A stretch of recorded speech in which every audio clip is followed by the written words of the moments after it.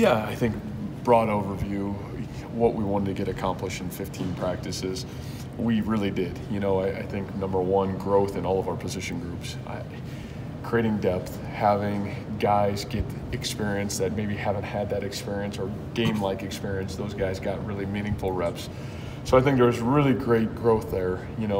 This whole the process piece of it, of maximizing every practice, coming out, understanding, starting to create really good practice habits, understanding what we're trying to get out of each practice. I thought our kids did a really good job in that regard. And then, the next part is going to be, we're going to continue to see, and that's the leadership piece, the player leadership. And last year's group did a great job of that, from our seniors to the guys that had leadership roles. They did a great job, and we're going to find out about this group. And I think that's going to be critical to our success, because, to be honest with you, there'll be expectations now, and how we handle that, how we approach our day-to-day can't change. It's almost going to intensify, and it'll be based on that leadership group. And if we can handle it, good things will happen, and if we can't, it'll be a struggle. Well, it'll start Monday, and we do something really similar. As a staff, we'll kind of have a state of the program, about a 3-hour meeting on Monday. I'll go through the entire board. What I think our strengths are, our weaknesses are right now, what we've got to get accomplished in the next 12 weeks, which I think is really, really important for this football team, as any team in the country. And what happens in May, June, and July dictate really what happens in September, October, November. So we'll start there. We certainly, players formations place kind of starts with that too as well, and then we work from there. Last year we were able to capitalize on that, make some really important moves within the roster to help ourselves, and really benefited from a really good summer here. And we're going to have to do the same thing this year. At least we're starting to create an identity. There has been zero identity for the last 2 years. Now you see, number one, there's a mindset of trying to be physical, and a mindset of doing the little things that it takes to be a really good offensive line, winning critical situations, having the ability to line up, put your hand in the ground, come off the football and block somebody and sustain. And you see that group has made really good growth there. But obviously, until the lights come on and these guys actually go out and do it consistently, it's still a little bit of an unknown, and that group's going to really have to win the next 10 weeks, because there's still some of those guys that got to continue to get bigger, continue to get stronger. They're redshirt freshmen and redshirt sophomores. Their development is absolutely critical this time of year, and it's going to be really fascinating to watch that group work here through the next 10 weeks. I think on the defensive side, that's the one area where there are some unknowns still, and I think there was a lot of growth in some of those areas. Like I said, if I had a defensive MVP from the spring, it'd be Greg Eisworth. He's a kid that really flourished and really came out, and so it's great to see that, and then you got Braxton Lewis, and there's a lot of guys that have grown. But again, until those lights come on, until you have to make in-game adjustments, and so you have to play, I think it's really hard to sit here and say, well, that's the guy, but and some of those guys, Keontae Jones, got to get bigger and stronger. The next 10 to 12 weeks for him are going to be imperative for our success. So, and again, what's it going to look like? What's that depth chart going to look like as we go back? We look at all the corners, all the defensive backs, who plays where, what positions, and how do we sort those guys out so we can put the best unit on the field that we possibly can. Yeah, I think some really good things from you're talking a guy like Kyle, where I think for Kyle, understanding who he is. When Kyle's played at his best and plays his best, here's the qualities that Kyle does. And I think working through that this spring was really good for him.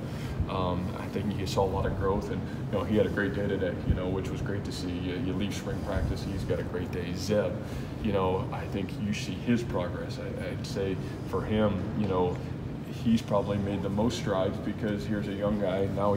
First time that he's really, that first year, last year he got shortcutted because he had the ACL surgery, so he really didn't get any live reps. He just threw 7-on-7. Now he gets a whole spring, and his progress and growth was really good to see. And then obviously Real, a freshman getting those 15 practices, making mistakes, being able to do some good things, I think really beneficial for that group. And those are three guys, and none of those guys were the man. We weren't building an offense around any of those three guys a year ago, where now we can take, and just kind of back to your question, of you know, what do you do? What are their strengths? What can they do well? And I think we got a really good beat on it, and I think us having a good beat on it allowed us to tailor offensively for those guys to be able to grow in what they can do. And now we can really measure it out and be ready to rock and roll by the time we get to the fall. So I'm really happy with that unit. Some good days, some tough days, and that's the nature of spring practice. But I thought all those guys end on a really positive note.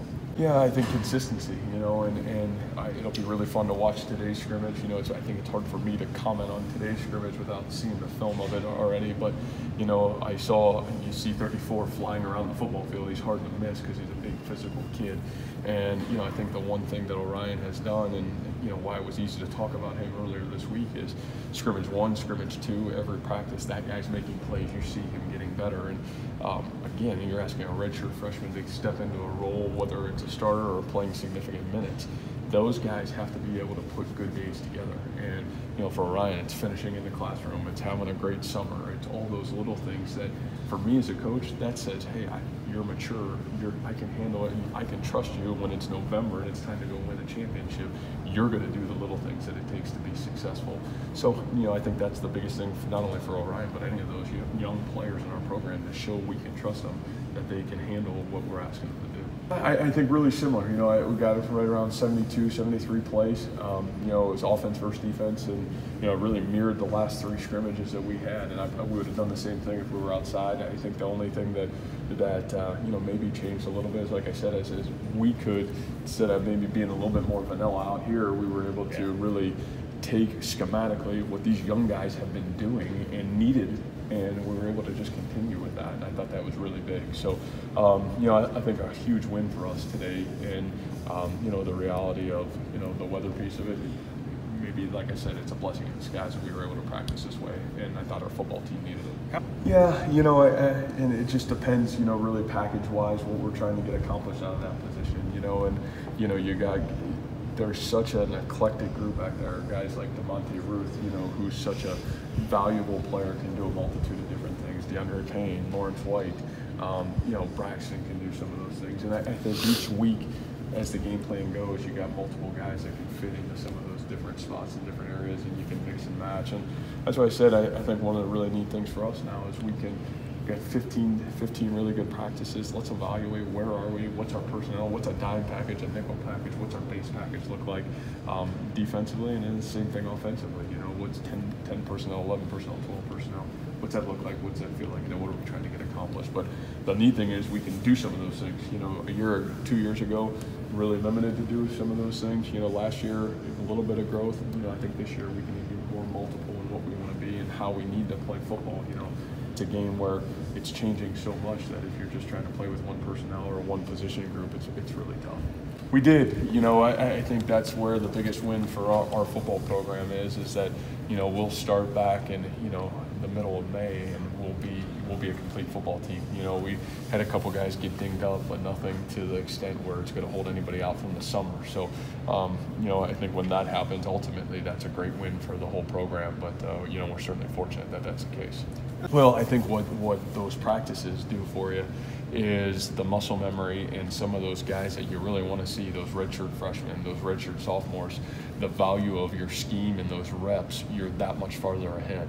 And I certainly think there was a huge benefit for this football team, and I think we saw the value of it through spring practice, you know, and it allowed us to maybe install at a faster rate and yet still look at the fundamentals and details and not have to worry so much about the scheme aspect because our kids already knew it. So, you know, I think that's maturing as a football team, but I think it's also the opportunity to get so many valuable reps in really that bowl season.